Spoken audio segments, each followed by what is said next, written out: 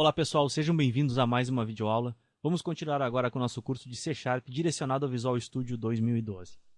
Na última aula, estávamos estudando as listas, enfim, a formatação dessas listas e a forma como elas trabalham, a forma como elas funcionam. Na aula de hoje, a gente vai continuar com esse assunto de listas, porém a gente vai utilizar os exemplos da última aula para chegar num exemplo um pouco mais aprofundado em um conceito que é um dos conceitos mais importantes que existem dentro do C#, que são os genéricos. Os genéricos, também conhecidos como generics, eles são formas de declaração compatíveis com uma tipificação personalizada ou globalizada. Esse conceito fica um pouco difícil numa primeira instância, mas a gente vai tentar da maneira mais prática possível demonstrar como esses conceitos funcionam. Para que se possa entender, primeiramente, o que eu quero dizer com isso, eu vou utilizar o exemplo que foi passado na última aula dos ArrayLists para explicar a diferença e a gente tentar introduzir um primeiro exemplo mostrando o que seria um uso de genéricos. Vamos lá então.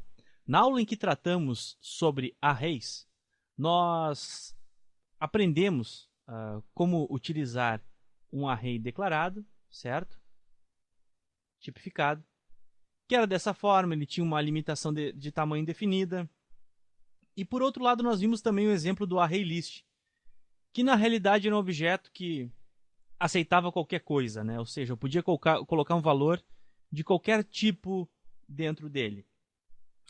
Eu não expliquei naquela ocasião, estou reforçando agora porque justamente eu vou mostrar as diferenças de se usar com o exemplo que nós estamos estudando na aula de hoje, mas naquela aula nós verificamos que o ArrayList ele topava qualquer coisa, digamos assim. Eu poderia adicionar, como eu estou mostrando aqui nas linhas 32 a 35, poderia adicionar qualquer valor. Como isso funciona? Internamente o ArrayList ele realiza a técnica de boxing. Ele transforma essas informações em objetos. É sabido, é notório e fica subentendido de maneira clara que ele realizar esse procedimento para cada informação que é inserida dentro de um contexto tende a deixar esse contexto mais lento. Eu tendo esse contexto mais lento, é claro que eu não vou ter uma performance tão rápida quanto se eu tivesse essas informações tipificadas. O que eu quero dizer com isso? Sempre que eu vou ler uma informação dentro de um ArrayList, certo?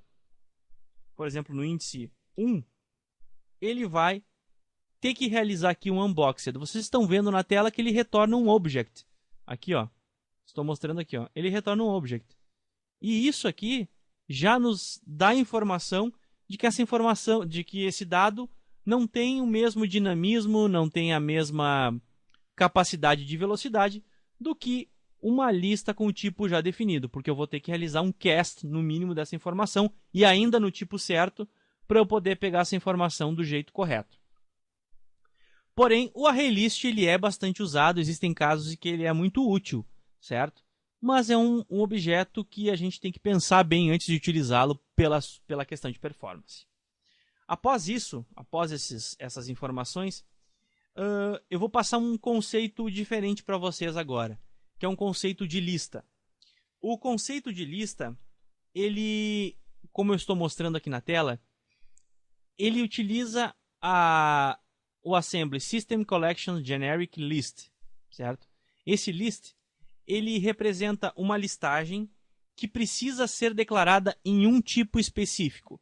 Veja bem, eu tenho aqui em cima uma declaração de array em que eu faço uma declaração de objeto com um new, determino um tamanho ou não, ou faço uma inserção desses valores, ou eu vou utilizar uma lista genérica, que ela funciona com a seguinte sintaxe. Eu declaro a informação list, coloco entre sinais de desigualdade o tipo de dado que eu quero declarar. Eu vou colocar um int, certo? Dessa forma como eu coloquei aqui. Isso aqui, ele está dizendo que eu vou ter uma lista semelhante com as funcionalidades que eu tenho no ArrayList. Eu vou fazer uma declaração aqui nessa lista tipada, porque ela possui um tipo.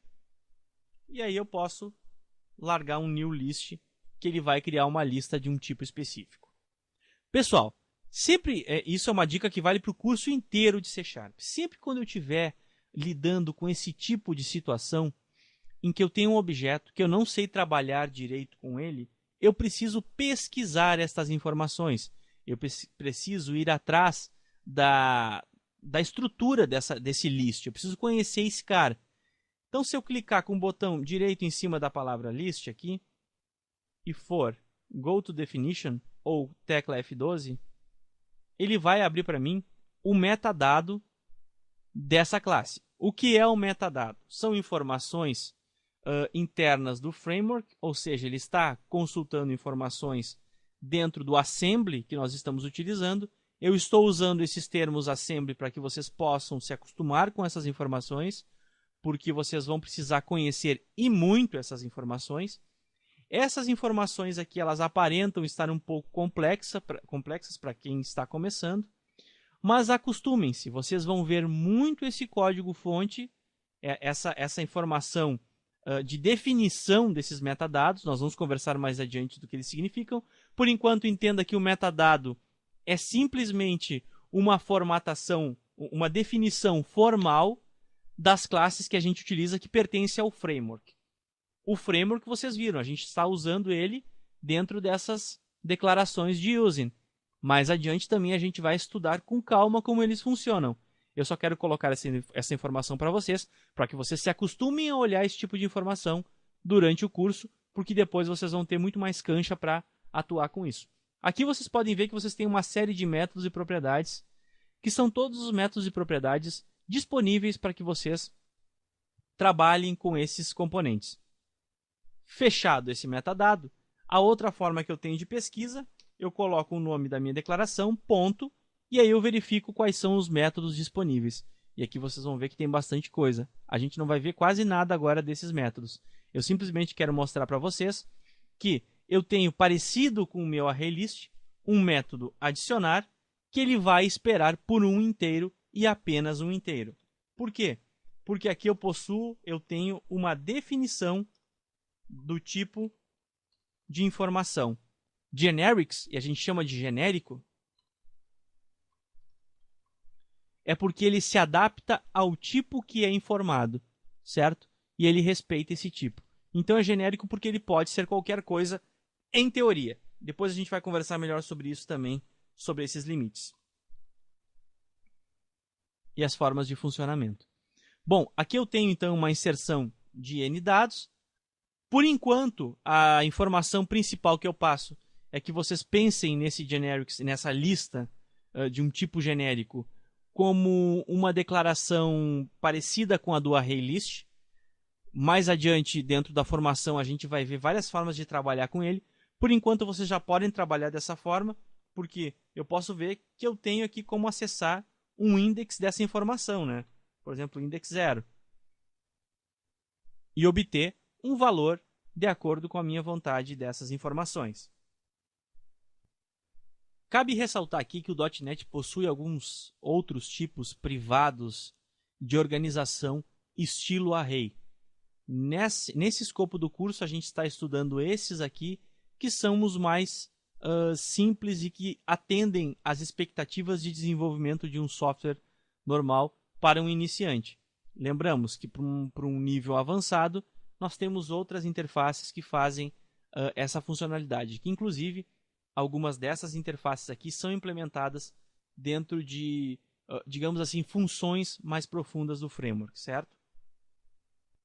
Essa declaração genérica, ela recebe a tipificação de acordo com a nossa interação com o software, ou seja, eu poderia ter aqui qualquer tipo, eu posso ter inclusive uma lista de booleanos, se eu quiser.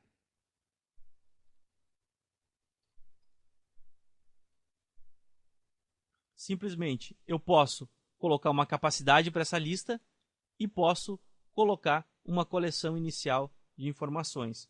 Porém, o mais importante de conhecer desses métodos que eu tenho disponíveis é o add, né, que no caso insere informações dentro dessa coleção. Eu tenho uma série de métodos que estão disponibilizados, porque eles retornam muitas vezes consultas dentro dessas informações, certo? A gente vai ver isso também durante o curso. A capacidade, que é a capacidade setada ou buscada desse meu componente. Eu tenho também um método clear, onde ele faz a limpeza e retira todos os elementos que estão contidos dentro dessa minha coleção. E ele tem um count também, para verificar o número de elementos que estão inseridos atualmente dentro dessa coleção, e assim por diante. Lembrando, eu tenho alguns métodos aqui de find, eu tenho alguns métodos de exists, que a gente vai ver mais adiante quando a gente for tratar de link. O link é uma linguagem de query, ou seja, uma linguagem de busca de informação, de tráfego ou de informações, e que é muito utilizada dentro desses generics. Ela ficou muito popularizada porque ela consegue dinamizar muito a busca dessas informações e nos auxilia muito. Tem alguns métodos, é lógico, de remove, para eu remover um item específico. Eu tenho um remove all para remover informações dentro desse predicado que ele chama. Eu tenho uma série de métodos que eu realmente aconselho vocês a darem uma olhada geral nesses objetos para conhecer, para ter um primeiro tato, porque a gente vai tratar com eles passo a passo enquanto o curso for avançando. Os testes que eu recomendo para fazer nesse ponto com relação à lista são testes de declaração. Vocês podem puxar valores do console do cliente, como eu mostrei na última aula, né? Eu posso buscar informações e fazer essas adições dentro do código e trafegando com essas informações. A gente vai fazer na próxima aula um exemplo utilizando uma lista e que é bem interessante para inserção de valores dentro de uma lista. Eu vou juntar esses dois pontos. Muitos alunos perguntam qual a diferença principal de eu fazer um array desta forma, entende? Uma declaração padrão de código, ou utilizar uma classe especializada com o generics. O generics, na verdade, ele vai me dar mais recursos de busca de informações. E eu estou trabalhando com um contexto que é fortemente tipado. O que eu quero dizer com fortemente tipado? O tipo importa e ele faz com que o meu software funcione dessa forma. O ArrayList ele não deixa de ser fortemente tipado, uma informação fortemente tipada. Acontece que ele realiza a técnica de boxing dentro dessas informações. E que é lógico, e por consequência, caso eu queira buscar uma informação dentro de um ArrayList, por exemplo, esse OK, se eu buscar simplesmente o ArrayList 0 aqui, ou ArrayList 1, por exemplo, ArrayList 1. Dentro desse ArrayList 1 aqui, index 1, eu não tenho qual o tipo de informação que está inserido. Então eu teria que fazer aqui uma declaração de string dessa forma, e eu teria aqui um cast para obter essa informação, certo? E essa é uma das formas de se ter isso retornado. O que acontece é que se eu não realizar esse cast aqui, ele vai retornar um objeto. E outra, se esse dado aqui não for uma string, ele vai disparar uma exceção de erro e não vai conseguir fazer a execução desse código para mim. E para encerrar esse nosso bate-papo a respeito das listas genéricas, vou deixar algumas dicas para vocês darem uma pesquisadinha a respeito desse termo aqui, generics, dentro de C#, porque vai ajudar vocês de repente a começar a entender que eu não vou trabalhar apenas com tipos definidos. Eu tenho uma parte dos generics em que eu vou esperar um tipo qualquer. Esse tipo, vocês vão ouvir essa seguinte sintaxe, ele tratando como list do tipo T, certo?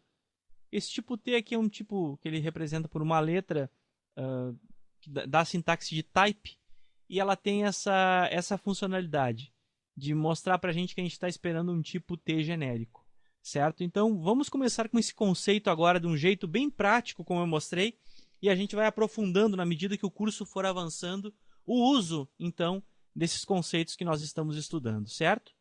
A gente retorna na próxima aula, então, com o próximo assunto.